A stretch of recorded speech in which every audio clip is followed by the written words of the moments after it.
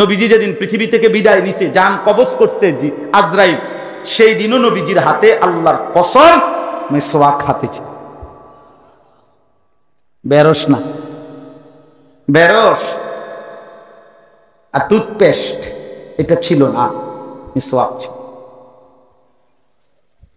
হ্যাঁ, মিসওয়াকের 70টা উপকার কিতাবে আছে, 69টা পুরস্কার মিসওয়াকের আল্লাহ তাআলা হাসরের ময়দানে দিবে, আর একটা দুনিয়াতে দিবে। কি? একটা পুরস্কার হলো দুনিয়াতে, মিসওয়াক যে নিয়মিত করবে রব্বে করিম তাকে ঈমানের মৃত্যু নসিব করবে। মরণের সময় তার জবান দিয়ে কালেমায়ে শাহাদাত উচ্চারণ, তাযকিরুশ শাহাদাতাইন ইনদাল মাউত, এর মিসওয়াকের উপর। কি বন্ধু, আপনারাই চালাক, আমরা হুজুররা বেকুব। জি না, আমনে লাইনে চালাক, আমি আমার লাইনে চালাক। এই জন্য দয়া করে অনেক মুরব্বী আছেন, বাবা চাচা আছেন, ফিকির করেন, সুন্নাতের অনুসরণ, দাড়ি রাখেন, দাড়ি কাটা বন্ধ করে দেখেন, সিদ্ধান্ত নিলেই হয়ে যায়। আমি আমার সাথে যারা ছিল মক্কায় থাকাকালীনে, আমি মদিনায় আমরা হজ্জের পরে গেছি, বললাম কয়েক আমভাবে যে দেখেন কিতাবে স্পষ্ট আছে, নবীজির কাছে একবার মদিনায়, নবীজির জামানায় পারস্য, মানে আজকের যে ইরান এবং তার পার্শ্ববর্তী এলাকা, ওই পারস্যের অগ্নিপূজক বাদশার পক্ষ থেকে, কিসরা, তার পক্ষ থেকে 2 জন দূত, রাষ্ট্রীয় দূত নবীজির কাছে মদিনা আসছিল। তো আসার পরে তাদের দাড়ি ছিল না, চেহারা। নবীজি সাল্লাল্লাহু আলাইহি সাল্লাম, কসম আল্লাহ, নবীজি তাদের দিকে তাকাইয়েই, তাদেরকে দেখেই চেহারা ফিরাই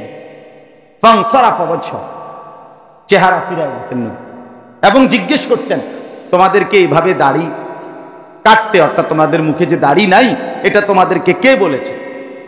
ওরা বলল, আমাদের রব, মানে তারা তাদের বাদশাকে খোদা বলত। আমাগো খোদা, যিনি পারস্যের কিসরা বাদশাহ, তিনি বলছে দাড়ি কাটতে। নবীজির সাথে সাথে নবীজি বলছে, বাল আমারা রব্বি বিইফাই লিহিয়াতি, আর আমার রব আসমানওয়ালা আমারে দাড়ি লম্বা করতে বলছে। তা আমি বললাম যে যদি যদি আজও রাসূলুল্লাহ সাল্লাল্লাহু আলাইহি সাল্লামের ব্যাপারে আহলে সুন্নাত ওয়াল জামাতের আকীদা কি? আহলে সুন্নাত ওয়াল জামাতের আকীদা হলো নবী সাল্লাল্লাহু আলাইহি সাল্লামের যাবতীয় বিষয়, ইজ্জত, সম্মান, আজমত, মর্যাদা, তিনি জীবিত থাকাকালীন যেমন ছিল, ইন্তেকালের পরে এখনো 100% হুবহু সেরকম, 100% নবীজি সাল্লাল্লাহু আলাইহি সাল্লামের মর্যাদা একই রকম। বুঝেন নাই আমার কথাটা? একই রকম নবীজির যা কোরআনে আছে, আল্লাহ তাআলা নিষেধ করছে নবীর সামনে উঁচু আওয়াজে কথা বলো না। সাহাবায়ে কেরাম নবীজি জীবিত থাকাকালীনও উঁচু আওয়াজে কথা বলে নাই, নবীজির ইন্তেকালের পরেও মসজিদে নববীর এরিয়াতে কোনোদিন উঁচু গলায় কথা বলে। আমি এইবারও দেখছি মক্কার, ওই একটু আগে বলছি মাগরিব বাদ যেখানে বয়ান করছি সেখানে বল, মক্কার যারা পুলিশ, মানে হাজিদের খেদমতে পুলিশ আছে না মসজিদে, শত শত হাজার হাজার পুলিশ, ওরা মুখ দিয়ে আওয়াজ করে কথা, হাজি তারিক তারিক এ আল্লাহ সূরা, মানে মুখে কয়, জোরে জোরে কথা কয়। কিন্তু মদিনার কোন পুলিশ রাসূলুল্লাহ সাল্লাল্লাহু আলাইহি ওয়াসাল্লামের রওজার এখানে কেউ মুখে কিছু বলে না, হাত দিয়ে টানে, শুধু হাত দিয়ে ঠেলে আগায় দেয়, এরা কথা কয় না, জোরে আওয়াজ করে, এটা নিষেধ। এটা রাসূলুল্লাহ সাল্লাল্লাহু আলাইহি ওয়াসাল্লামের আজমত। ইন্তেকালের আগে তিনি যেমন মর্যাদা যা কিছু ছিল এখনো তা। নবীজি সাল্লাল্লাহু আলাইহি সাল্লামের স্পষ্ট হাদিস, তিনি বলছেন, আমার ইন্তেকালের পরে যারা আমার রওজায় মদিনায় আমার সামনে দাঁড়িয়ে আমার জিয়ারত করলো, তারা যেন হুবহু আমার জীবিত থাকাকালীন আমার সামনে জিয়ারত করল, হুবহু 100%। তাইলে কি বুঝাইতে চাচ্ছি? বুঝাইতে চাচ্ছি এই কথাটা, যে এই নবী সাল্লাল্লাহু আলাইহি সাল্লাম জীবিত থাকাকালীন দাড়িবিহীন চেহারা দেখে চেহারা ফিরায়া নিলেন, আজও যারা নবীজির রওজার সামনে যাবেন, তো তাদের চেহারায় যদি দাড়ি না থাকে, তো নবী সাল্লাল্লাহু আলাইহি সাল্লাম চেহারা ফিরায় নিবেন না? তো আপনি কারে সালাম দিবেন? আলহামদুলিল্লাহ, যে এই 2-4 জন আমার সাথীদের মধ্যে ছিল, আমার 54 জন সাথী, আলহামদুলিল্লাহ, আল্লাহর দয়ায় মদিনা যখন রওনা দিছে সবার চেহারায় দাঁড়িয়ে। এবং কাল পরশুদিন যখন আসছি এয়ারপোর্টে, ওই পর্যন্ত আমি একজনকে দেখি নাই দাড়িতে হাত লাগাইতে। আলহামদুলিল্লাহ, আল্লাহ আমার সাথীদেরকেও বরকত দান করে, আল্লাহ আপনাদেরকেও তৌফিক দান করে। আমার প্রিয় বন্ধু, আরেকবার দিলের সাথে বোঝাপড়া করেন, অন্তরের সাথে। কেন রাখবেন? কেন কেন রাখবেন? আরেকবার আমনে টামনে বুঝবেন, মনের একটা বুঝাপড়া করেন যে রাসূলুল্লাহ সাল্লাল্লাহু আলাইহি সাল্লামের অনুসরণটা আপনার পছন্দ হয় না কেন, তার একটা যৌক্তিক কারণ আপনি বাইর করেন।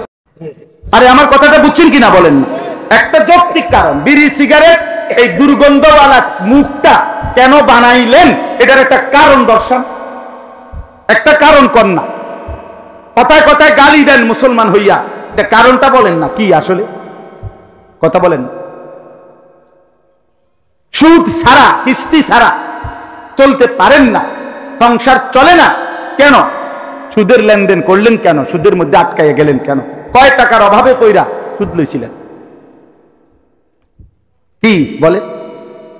দয়া করে এই আয়াত আবারও বললাম, আল্লাহ তাআলা বলছেন আমি অনুসরণের জন্য, আনুগত্যের জন্যই শুধু রাসূল পাঠিয়েছি। এজন্য নবী সাল্লাল্লাহু আলাইহি সাল্লামকে ভালোবাসেন। এটা যদি এখন এই পাশ থেকে একজন একজন করে জিজ্ঞাসা করি, এই পর্যন্ত আমি পর্যন্ত সবাই আমরা বলবো যে হ্যাঁ নবীকে ভালোবাসি, ঠিক কিনা বলেন না? এটা আমরা বুঝি, জিগাইলে একজন একজন করে কইতে কইলেও সবাই কইব এটা, কিন্তু প্রমাণ তো দেখান, কাগজপত্র দেখান।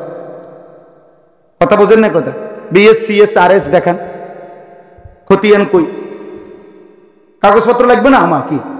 তো এটা আপনার জমি, আপনি বলতেছেন এটা দেখাইবেন না কাগজ, তো কই দলিলপত্র কই, কাগজপত্র কই? রাসূলুল্লাহ সাল্লাল্লাহু আলাইহি সাল্লামের ভালোবাসার প্রমাণ, অনুরোধ রইল আপনি আপনার ভালোর জন্য, আমার জন্য না, আপনার ভালোর জন্য আপনি নবীজির অনুসরণ করেন, তাইলে আপনার ভালো হবে, ভালোবাসা প্রমাণিত। আখিরাত চাইতে হইলে অনুসরণের মাধ্যমে প্রমাণ করতে হবে।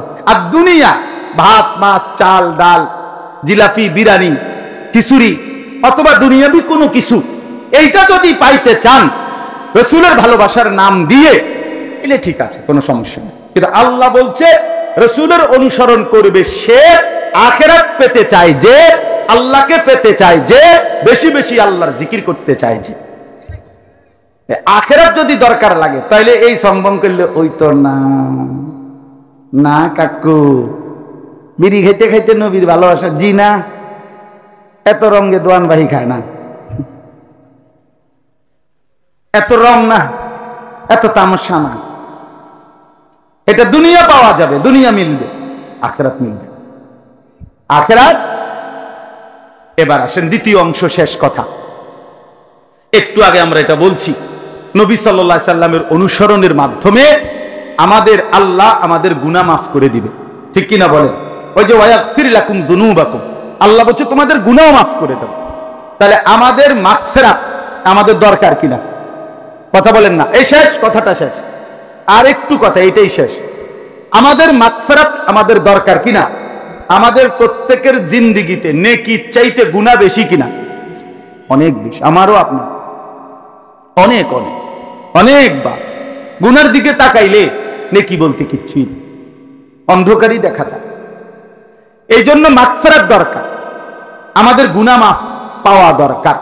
তো আল্লাহ তাআলা এই আয়াতের মধ্যে একজন মুসলমান মুমিন নিজের গুনাহ মাফ পাওয়ার জন্য, নিজের গুনাহ মাফ করাইবার জন্য একটা দারুণ চমৎকার কার্যকর একটা পদ্ধতি, কৌশল আল্লাহ বলছে। কৌশলটা কি? কৌশলটা হলো নবী সাল্লাল্লাহু আলাইহি সাল্লামের দরবারে ওনার সম্মুখে গিয়ে হাজির হওয়া, নবীজির সামনে গিয়ে দাঁড়ানো। নবীজির সামনে গিয়ে দাঁড়াইয়া কেউ যদি আল্লাহ তাআলার কাছে নিজের গুনাহ মাফ চায় আর সাথে দিল থেকে এটা বলে, হে আল্লাহর রাসূল, আপনাকে সামনে নিয়ে আমি আল্লাহর কাছে আমার গুনাহ মাফ চাচ্ছি, আপনিও লগে আমার জন্য আল্লাহর কাছে একটু সুপারিশ করেন, আমারে আল্লাহ যেন মাফ করে দেন। আল্লাহ এই আয়াতে বলছে, বন্ধু আপনার উম্মতের আবদারে আপনি যদি কোন আমার কাছে, আমি লগ 100 মাফ করে দেব। আপনি শুধু কুদুর কইলে এইটাই কথা। ওয়ালাউ আন্নাহুম ইয যালামু আনফুসাহুম, রব্বুল আলামিন বলেন আমার বান্দারা যদি পুরা জিন্দেগি গুনাহ করে ফেলে, নিজের উপরে জুলুম করে ফেলে, গুনার সাগর যদি পাহাড় পরিমাণ গুনাহ করে ফেলে, কোটি কোটি গুনাহ যদি করে, জাউকা, এরপরে আপনার সামনে আসে, আপনার সামনে হাজির হয়, ফাস্তাগফিরুল্লাহ, এরপরে আপনাকে সামনে নিয়ে যদি আমি আল্লাহর কাছে গুনাহ মাফ চাই, ইস্তিগফার করে, ওয়াস্তাগফারা লাহুমুর রাসূল, আর তাদের জন্য আপনি রাসূলও যদি আমি আল্লাহর কাছে একটু মাফ চান, মানে সুপারিশ করেন, আপনি বন্ধুও যদি বলেন যে আল্লাহ আমার এই উম্মতকে আপনি মাফ করে দেন, লাওয়াজাদুল্লাহ তাওয়াবার রহিমা, আল্লাহ বলে বন্ধু আমি ওয়াদা দিলাম সাথে সাথেই আমি আল্লাহকে আপনি তওবা কবুলকারী হিসেবেই পাবেন, আমি মাফ করে দেব। রহিমা, আমি দয়াশীল, দয়াও করব মাফও করব, আমি আল্লাহ অবশ্যই মাফ করে দেব। সুবহানাল্লাহ। কেন মদিনা গেলাম, কেন মদিনা যাব, কেন নবী সাল্লাল্লাহু আলাইহি সাল্লামের রওজার সামনে দাঁড়াবো? এই জন্য আমার যে গুনাহ মাফ দরকার, দরকার না? আমার যে মাগফিরাত দরকার, আমার যে জাহান্নামের আযাব থেকে বাঁচা দরকার, এই জন্য যাব, এই জন্য যাওয়া, এই জন্য যাব। এই জন্য রাসূলুল্লাহ সাল্লাল্লাহু আলাইহি ওয়াসাল্লামের, একটু আগে বললাম সমস্ত উলামায়ে কেরাম এই ব্যাপারে একমত, যেই কোনো ব্যাপারে নবীজির জীবিত থাকাকালীন যেই হুকুম, ইন্তেকালের পরেও সেই হুকুম। কথা বোঝেন না? তাহলে আল্লাহ বলছে আপনার সামনে এসে যদি কেউ মাফ চায় আমি আল্লাহর কাছে, আপনিও যদি বলেন তাইলে আমি মাফ করে দেব। এটা জীবিত থাকাকালীন যেমন, ইন্তেকালের পরে এখন রাসূলুল্লাহর মদিনার রওজা আতহারের সামনে দাঁড়াইয়া বললে, আর নবী যদি আমার দিলের দরদ আর ব্যথা দেখে, নবীর মহব্বত অনুসরণ দেখে, আর রাসূল সাল্লাল্লাহু আলাইহি সাল্লাম যদি কুদ্দুর বলে, খোদার কসম আল্লাহ মাফ করে দেবে, মাফ করে দেবে। এটার প্রমাণ এই একটা প্রমাণ বলে শেষ করছি। কিতাবের মধ্যে, সব কিতাবে একটা বিখ্যাত ঘটনা আছে। একজন বড় বুজুর্গ ছিলেন, উবাইদুল্লাহ আল আতিবি রাহমাতুল্লাহি আলাইহি, ওনার নাম আতাবিও বলে। তো এই বুজুর্গ আল্লাহর ওলি, আল্লাহর এক নেক বান্দা, নবীজি সাল্লাল্লাহু আলাইহি সাল্লামের ইন্তেকালের পরে একবার এই বুজুর্গ নবীজির রওজা শরীফ মদিনা, নবীজি সাল্লাল্লাহু আলাইহি ওয়াসাল্লামের রওজার পাশে দাঁড়িয়ে আছেন। তো এই অবস্থায় একজন সহজ সরল মুসলমান, সাধারণ মুসলমান, এই লোকটা আয়েশা নবীজি সাল্লাল্লাহু আলাইহি সাল্লামের রওজার সামনে, সেই লোকটা এসে দাঁড়াইছে, এই বুজুর্গও পাশে দাঁড়ান। শুনতেছেন কথাটা? এইটাই শেষ কথা, এই শেষ ঘটনাটা বলতেছি।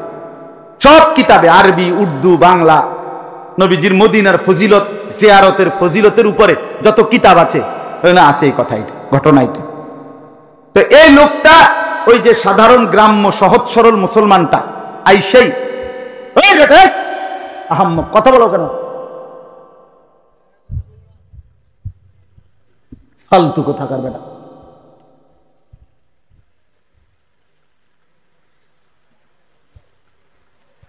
এতক্ষণ ধরে অনুরোধ করতেছি, এদিকেও কথা করে এদিকেও কথা, আশ্চর্য কথা, তামাশা আর কি, একটা আয়োজন করলো আর কি, আর কি কতক্ষণ কাবজা বইল, ছাড়ছে কি তা মাহফিল করছি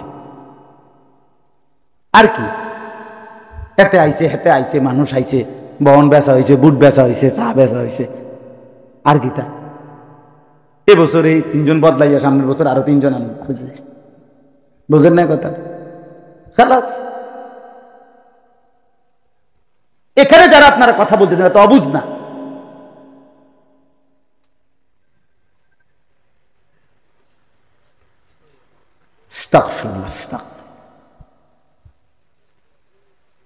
আমি এমনিতেও পারতাম, দোয়া করে দিতাম, অসুবিধা কি ছিল?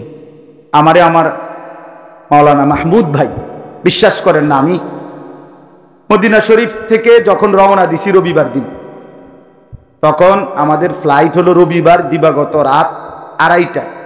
মানে সৌদি আড়াইটায়, সকাল 8টা বাজে বাসে উড়াই গেছে। এরপরে যখন আমরা জিদ্দা আসছি মদিনা থেকে, সে সময় বাজে 5:30, এখানে প্রায় 7 ঘন্টার মতো বাসে আসছি। এরপরে আপনার বিমানের জন্য বিমানের জন্য 9 ঘন্টার মতো এয়ারপোর্টে বসে রয়েছি। 9 ঘন্টা পরে ফ্লাইট, আবার বিমানে প্রায় 6.5 ঘন্টা 7 ঘন্টা। এর আগের রাত্র যেহেতু চলে আসবো, আগের রাত্র আর ঘুমাইছি। ও রাসূলুল্লাহ সাল্লাল্লাহু আলাইহি সাল্লামের রওজায় বারবার সালাম দিছি, ঘুরে ঘুরে আইয়া, ঘুরে ঘুরে একবারে ফজরের টাইমে যখন বন্ধ করে দিবে শেষবার মানে এই সময়ও আমি সালাম দিছি। আবার আমি দেখছি, আমি তাকাইয়া পিছনের দিকে আবার বন্ধ করে নিয়েছি, মানে আর সুযোগ নেই। তারপরে মানে অর্থাৎ আগের রাত্র আর এমনিতেই কি ঘুমাইছিল, এই সব মিলাইয়া এরপরে আমি আসছি কালকে। আমি তখনই বলছিলাম মাহমুদ ভাইরে যে আমার আজকের মাহফিলটা মানে একদিনটা কমপক্ষে যেন বাদ করে দেন, আমি কষ্ট হয়ে যাব ভাই, আমার খুব ক্লান্তি শরীরে, সারাক্ষণ ঘুম আসতেছে। আমি কিন্তু উনি আমারে কইছে, ওনার মাদ্রাসা তো আমি বয়ান করছি ওই মাদানিয়া, কিন্তু উনি বলছে হুজুর আমার মাদ্রাসার বয়ানটা তো কোনো সমস্যা নাই, এটা ইসলাহি মাহফিল ভিতরে হয়, আমারটা তো আমি বাদ করে দিতে পারতাম, কিন্তু এই মাহফিলটার কথা বলছে, এই ছেলেরা অনেক মহব্বত করে আয়োজন করছে, অনেক খুশি হয়েছে, তারা অনেক বক্তা আলেম ওলামা দাওয়াত দিছে, পোস্টার আমনে তারা খুশি হয়ে বুঝে। তখন আমি শুধু এই মাহফিলটার কথা শুই না যে ঠিক আছে ঠিক আছে, আমি বলছি ঠিক আছে আমি এই পরে আসছে। আমার প্রচন্ড ক্লান্তি শরীরের মধ্যে, কথা বুঝছেন কি? কিন্তু কোনোভাবেই আপনাদেরকে বুঝাইতে পারলাম না, আপনারা আপনাকে ক্যাশ ব্যাস করতে আছে। আহা আফসুস, আসলে আফসুস। পাঞ্জাবি টুপিওয়ালাও কথা কারে বলবো, কারে শোনাম? পাঞ্জাবিওয়ালারও আর কিছু দরকার নেই, এখন মোবাইল আছে, সমস্যা কি? যা দরকার সেটা তো আছেই, ফেসবুকে আছে, ইউটিউবে আছে, আর কি দরকার? যেটা লাগবে সেটা তো মোবাইল আব্বারে জিগাইলেই হবে। না বাস্তব এখন মানসিকতা এটাই। হুজুর হুজুর টুজুর তুমি আছো, হুজুর একজন লইয়া ফিরে রইছো, আমার মোবাইলে আছে লাখ আগে কইতো বানছে, এটার এখন নমুনা আছে। আগে মুরব্বীরা অনেক সময় কথা কইতো রসিকতা করে, সাদওয়ান আরে ওটা 2-4 জন হুজুর আমরা পকেটে রাখি, কয়েক হাজার হুজুর পকেটে রাখি, এই যে মোবাইলের ভিতরে। এটার ওই মুরব্বীগো কথাটা এখন কি হয়েছে, বাস্তবায়ন। আমার ভাইয়া খামখেয়ালিতে বললাম না, জিন্দিগি চলেই যা। তো পরে এই লোকটা দাঁড়াইয়া ওই বুজুর্গ পাশে শুনতেছে, লোকটা সেই নবীজির রওজা পাকে সামনে দাঁড়িয়ে বলল, ইয়া রাসূলুল্লাহ, আমি আল্লাহর কোরআনের এই আয়াত আমি শুনেছি, পড়েছি যে আল্লাহ বলছে আপনাকে সামনে নিয়ে আপনার কাছে যদি কেউ মাফ চায়, আরে আল্লাহর কাছে কেউ মাফ চায় আর আপনিও যদি একটু সুপারিশ করেন তো আল্লাহ মাফ করে দিবে গুনাহ। ইয়া রাসূলুল্লাহ, আমি আসছি আপনার সামনে, আমি আল্লাহর কাছে মাফ চাইতেছি, আপনি কত কোন আমার। এই লোকটা বলছে, ও সাধারণ, যে আপনার কাছে আমার অনুরোধ, আমি মুস্তাগফিরান বিযুনুবি, আমি আমার গুনাহের জন্য মাফ চাচ্ছি, ওয়া মুস্তাশফিআন বিকা ইলা রাব্বি, আর আপনার কাছে আপনার মাধ্যমে আল্লাহর নিকট বলার জন্য আপনার কাছে একটু সুপারিশ চাচ্ছি। আপনি কদ্দুর সুপারিশ কোন আমার লাগে কদ্দুর? এই কথা বলে এই সাধারণ লোকটা, সহজ সরল মুসলমান এই লোকটা আপনার এরপরে একটা 4টা শের পড়ছে, 4টা লাইন নবীজির মহব্বতে কবিতা আবৃত্তি করছে। ইয়া খায়রা মান দুফিনাত বিল কা'i আ'যামুহু ফাতাবা মিন তিবিহিন্নাল কা'উ ওয়াল আকামু নাফসিল ফিদাউ লিকবরিন আনতা সাকিনুহু ফীহিল আফাফু ওয়া ফীহিল জুদু ওয়াল কারাম। এটা নবীজির প্রশংসার বাক্য কিছু। এই 4টা শের পড়ে লোকটা চলে গেছে। এই বুজুর্গ বলেন, ওবায়দুল্লাহ আল আতাবি রাহমাতুল্লাহ আলাইহি বলেন, একটু পরেই নবীজির রওজা থেকে বের হয়ে আমি এক জায়গায় বসছি, আমায় একটু হেলান দেওয়াতেই আমার চোখে ঘুম চলে আসছে। ওই বুজুর্গ যিনি দাঁড়াইয়া শুনছিল লগে, কথা বুঝছেন কেন? কসম আল্লাহর, ওই বুজুর্গ বলেন সাথে সাথেই চোখ ঘুমের থেকে ঘুমে যাওয়াতেই, ঘুম আসাতেই আমি নবী সাল্লাল্লাহু আলাইহি সাল্লামের স্বপ্নে নবীজির জিয়ারত নসিব হয়েছে। আর নবীজি সাল্লাল্লাহু আলাইহি সাল্লাম বললেন, আমাকে বলছেন এখন আল হাইক তুমি ওই বেদুইন, ওই আরবি, যে লোকটা একটু আগে আমার সামনে দাঁড়াইয়া আমার প্রশংসার বাক্য বলছে, আমার কাছে সুপারিশ চাইছে, তুমি তার এক্ষণ গিয়া বলো আমি তার জন্য সুপারিশ করছি আর আল্লাহ তারে পুরা মাফ করে দিছি। আচ্ছা, এইটা যে বাস্তব সত্য গল্প কাহিনীটা, এই ঘটনাটা, এটার প্রমাণ কি জানেন?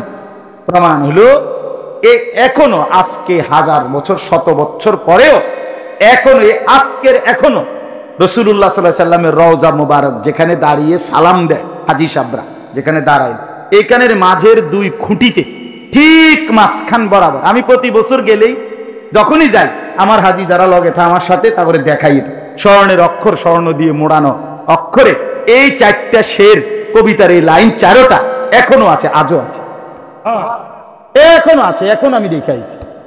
ওই বেটা এটার কথাই, এই সাধারণ এই লোক কিন্তু বলছেটা কি? হ্যাঁ মিয়া, আজও আছে। সবাই ওই হাজী সাহেবরা তো এমনি সাধারণ, অনেকে তো পড়তে পারে না, এটা বোঝে না, মানে কত কথাই তো লেখা আছে এখানে, এটা ওই বেদুইনের শের, যে নবীজির ভালোবাসায় নবীজির সামনে দাঁড়িয়ে এটা পড়ছিল এবং আল্লাহর কাছে ইস্তিগফার করছে, সুপারিশ চাইছে নবীজির কাছে। এজন্য বাপ 2 কথা আজকে বললাম। 1 নাম্বার কথা হলো রাসূলুল্লাহ সাল্লাল্লাহু আলাইহি সাল্লামকে যদি ভালোবাসেন অনুসরণ করতে হবে, আর নবীজিকে প্রেরণের উদ্দেশ্যই নবীজির অনুসরণ, বলেন না কি? আর 2 নাম্বার কথা হলো মক্কা এবং মদিনার জিয়ারত, আল্লাহর ঘর এবং রসুলের রওজা পাকের জিয়ারত, এটার স্বপ্ন দেখবেন। কি বলে? এটা দিলের মধ্যে তামান্না করবেন, মনে মনে বলবেন, মনে মনে চেষ্টা করবেন, প্রস্তুতি নিবেন যে মাওলা আমি কখন আপনার ঘর দেখব, আমি রসুলের রওজায় যাব কখন, ওই কালো গিলাফ দেখব কখন, ওই সবুজ গম্বুজ দেখব কখন, আপনার বন্ধুর সামনে দাঁড়াবো কখন। আমার রুমমেট একজন ছিল আমার সাথে, ও বেচারারে আমি এমনি ভালো ইঞ্জিনিয়ার, অনেক কিছু শিখাইছি, এটা এটা কইবেন, কেমনে সালাম দিবেন, কেমনে কি করবেন, খুব ভালো মানুষ। উনিরও রাসূলুল্লাহ সাল্লাল্লাহু আলাইহি সাল্লামের রওজা শরীফের সামনে কাছে গিয়ে বাইর হইয়া পরে আমার কজরা আমি সব ভুলে গেছি, আমি আর কিচ্ছু মনে নাই আমার, কি বলবো আমি, নবীজির সামনে দাঁড়িয়ে ভাবতেই সব ভুলে গেছি। এই জন্য বাপ, এটা কেমন অনুভূতি বিশ্বাস করেন, এটা বোঝানো সম্ভব না। 1450 বছর ধরে যার আলোচনা পৃথিবীর রন্ধ্রে রন্ধ্রে হচ্ছে, সেই তিনি ওইখানে এবং জীবিত, হায়াতুন নবী সাল্লাল্লাহু আলাইহি ওয়াসাল্লাম, সশরীরে জীবিত। এই জন্য দয়া করে আজকে বললাম হজ্জের জন্য, আল্লাহর ঘর জিয়ারতের জন্য, রাসূলুল্লাহ সাল্লাল্লাহু আলাইহি ওয়াসাল্লাম মানে নবীজির জিয়ারত করতে হইলে আপনাকে হজ বা উমরায় যাইতে হবে। কথা বুঝছেন কিনা? এটার স্বপ্ন দেখে প্রস্তুতি নেন, অল্প 1000 টাকা করে জমান, 1500 টাকা করে জমান, আলগা একটা জায়গা, মাওলা আপনার ঘর দেখব বলে 1000 টাকা দিয়ে কতদিন পরে টাকার 8 লাখ টাকা কোন সময় হইব, কত বছর লাগবে? না না, আপনার মহব্বত আল্লাহর পাক দেখলে, বান্দার ভালোবাসা দেখলে আল্লাহ তাআলা এই ব্যবস্থা করে। আমার পরিচিত এক হাজী সাহেব, উনি দেখা হয়েছে ওখানে মদিনায়, বললাম আমি জানি উনি খুব দুর্বল মানুষ, আমি বললাম কখন আইলেন বা আর কে আসছে আপনার সাথে? আমার বিবিরে নিয়ে আসছে। আমি বললাম আপনি কোন কি, আপনি 2 জনে আসছেন হচ্ছে? হ্যাঁ। কেমনে আসলেন? হুজুর বিবি একদিন কাইন্দা কইছে আল্লাহর ঘর দেখব, একটু জমি ছিল, জমি বেচালাইছি, আইসা পড়ছি। আচ্ছা বলেন মালিক কেমন খুশি হয়েছে? হ্যাঁ, আল্লাহ চাইলে তাকে এর চাইতে বেশি দিতে পারেন। 3 শতক জায়গা আল্লাহর কাছে বেশি তো। এই জন্য দয়া করে এখন থেকেই স্বপ্ন দেখেন যুবক ছেলেরা, তোমরাও ভাইয়া, কত কিছুই তো দেখতে মন চায়, কক্সবাজার দেখতে মন চায়, কুয়াকাটা দেখতে মন চায়, কত বাংলাদেশের বা বাহিরের কত চাকচমক, কত বিনোদন পার্ক, কত কিছু দেখতে মন চায়। তো কালো গিলাফ আল্লাহর ঘর, ঠিক আছে। জেনারেটর আছে, আসালু, মাশাআল্লাহ। এই জন্য যুবক ভাই তোমাদেরকে বলি, নওজোয়ান, চলো না একবার দিল থেকে নিয়ত করো, আল্লাহর ঘর দেখবো। বলো না ভাইয়া, আল্লাহর ঘর দেখতেও তো মন চাওয়া দরকার। নবীজির রওজা, সবুজ গম্বুজ, রওজা পাক, সেটাও তো দেখার ইচ্ছা থাকা দরকার। এর চাইতে বড় ইচ্ছার কি হইতে পারে, এর চাইতে বড় আকাঙ্ক্ষার কি হইতে পারে? এই জন্য দয়া করে প্রত্যেকেই সুন্নাতের অনুসরণ, রাসূলুল্লাহ সাল্লাল্লাহু আলাইহি সাল্লামের অনুসরণ শুরু করবেন। বলেন ইনশাআল্লাহ। মিসওয়াক ব্যবহার করেন, দাড়ি রাখেন, হ্যাঁ, খাওয়ার সময়, খাওয়ার শেষে, ঘুমের সময়, ঘুমের পরে, টয়লেট বাথরুমে ঢুকতে বের হইতে, মসজিদে ঢুকতে বের হইতে কি কি সুন্নত নবীজির একটু 2টা-4টা করে করে শেখেন, পালন করেন। উপার্জন হালাল হারাম বাইসা চলেন। বউ বাচ্চারে কেমনে নামাজি বানানো যায় ফিকির করেন। একটু উদ্যোগ তো নেন, কিছু কিছু চেষ্টা তো করেন। আর সম্ভব না, আমার বুঝি হুজুর কথা ভালোই কইছেন, আসলে হইতো না, এটা তো অপদার্থের কথা, এটা তো দজভঙ্গ মানুষের কথা, এটা তো ফালতু মানুষের কথা। নিয়ে হইতো না, খাইতাম না, খানা খাইবেন না, খামো, ভাত খাইতাম না, বাবা খানা দাবাত খাইবেন নি, হ খামো, আর তো গোস্ত লবেন নি, চাচা হালো মো গোস্ত কেন লো, খানা 100 কামের কথা কইলে ওটা নাই কেন? দুনিয়া তো ভোগ করতে কোনো পিছপা হন না, তো আখিরাতের জন্য প্রস্তুতি নেবেন না? কথা বলেন না কেন? এই জন্য আমরা প্রত্যেকে ইনশাআল্লাহ আজকে নিয়ত করলাম যে আমরা রাসূলুল্লাহ সাল্লাল্লাহু আলাইহি সাল্লামের সুন্নাত অনুসরণ করব ইনশাআল্লাহ। শুধু কইয়া শেষ করলে হবে না, আপনাকে শিখতে হবে, জানতে হবে, জিজ্ঞেস করতে হবে, হবে কিনা বলে। একটা তো একদম সরাসরি বললাম, মেসওয়াক জীবনে দেখেন নাই কোনোদিন এমন একজন ভাগ্যবান হাত উঠানছে বলে না হুজুর আমি এই মেসওয়াক যে কয়ডারে এইটা আমি জীবনে কোনোদিন দেখি না। আপনার কিন্তু ছবি উঠে রাখবেন কদ্দুরে না, আপনার আলাদা দেমু, আমি কমুতা করে যে আপনার ছবি যেন টাঙ্গাইয়া দেয়। এটা দেখছেন না মেসওয়াক কখনো? কথা বলেন না কেন? হ্যাঁ, অতএব এই মেসওয়াক অ্যাভেলেবেল কিনতে পাওয়া যায়, পাওয়া যায় না? 20 টাকা, 10 টাকাও আছে, 15 টাকাও আছে, কিনেন। এটাই শুরু করেন যে আজকে সিদ্ধান্ত নিলাম ইনশাআল্লাহ কালকে একটা মেসওয়াক কিনবার চেষ্টা করে মেসওয়াকটা আমরা ব্যবহার করি। যতবার আপনি ওযু করবেন ততবারই মেসওয়াক করুন। বলেন না? হইছে না, মানে করুন, এত নগদ না। এই বছর যেহেতু বাংতি ফেরিয়া গেছে, জুলাই মাস একবারে সুজা, জানুয়ারি আইয়ক, একটা বছরেরও মিল আছে, ঠিক নেই কথাটা? অথবা এই সপ্তাহ বাংতি ফেরিয়া গেছে, আজকে মঙ্গলবার, শনিবার দেখি না, এরকম কালকে কালকে কিনবে দেখেন, ভালো হবে। মিসওয়াক করলে দাঁত পরিষ্কার হয়, নবীজি বলছে আল্লাহর সন্তুষ্টি পাওয়া যায়। মিসওয়াক করলে ইমানের মৃত্যু হয়।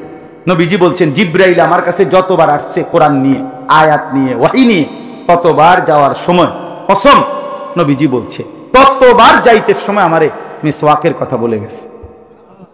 প্রত্যেক যতবার আসছে জিব্রাইল, শুধু কোরআনের আয়াত নিয়ে আসছে জিব্রাইল আলাইহিস সালাম নবীজির কাছে 24,000 বার। কয় হাজার বার? তো মিসওয়াকের কথা বলছে কয়বার? জি জি, একটা শুধু বলি, আপনি এই সুন্নতটা অনুসরণ করেন। এটা কওমি মাদ্রাসার হুজুরগো সুন্নত না, না অনেক কথা আবার অ্যালার্জি আছে, ব্যারাম, বুঝেন না কথা? এটি ওয়াহাবির গো আমল না, এটা ওয়াহাবির না, এটা নবীজির আমল। কথা বলেন না কেন? মিয়া এটা রাসূলুল্লাহ সাল্লাল্লাহু আলাইহি ওয়াসাল্লামের আমল। বেটা ঢালা দিয়া, ধাক্কা দিয়া, খোঁচা মাইরা ফেলে দিয়েন না, হাসরের ময়দানে আটকায় যাবে। দুনিয়া চলবে মিয়া, বাপ মাছ, গরুর গোস্ত, ভারবের মুরকা, ইডি বন্ধ হইতো না, ইডি চলছে বালায়।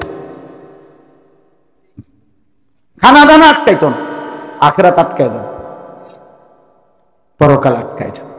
আজকে সবক সুন্নত মোতাবেক জীবন গড়ব ইনশাআল্লাহ।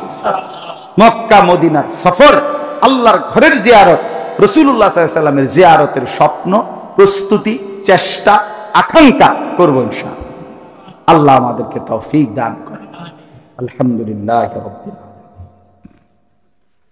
اللهم أنت السلام ومنك السلام تباركت يا ذا الجلال والإكرام يا أرحم الراحمين يا أرحم الراحمين يا أرحم الراحمين ربنا ظلمنا أنفسنا وإن لم تغفر لنا وترحمنا لنكونن من الخاسرين ربنا آتنا في الدنيا حسنة وفي الآخرة حسنة وقنا عذاب النار رب ارحمهما كما ربياني صغيرا ربنا هب لنا من أزواجنا وذرياتنا قرة أعين واجعلنا للمتقين إماما مولاي كريم अपनी माफ করে দেন রব করিম अपनी माफ করে দেন মাওলা আপনি মাফ করে দেন রাত গভীরে মাফ করে দেন পুরা জিন্দেগীর নাফরমানি সব মাফ করে দেন মাওলা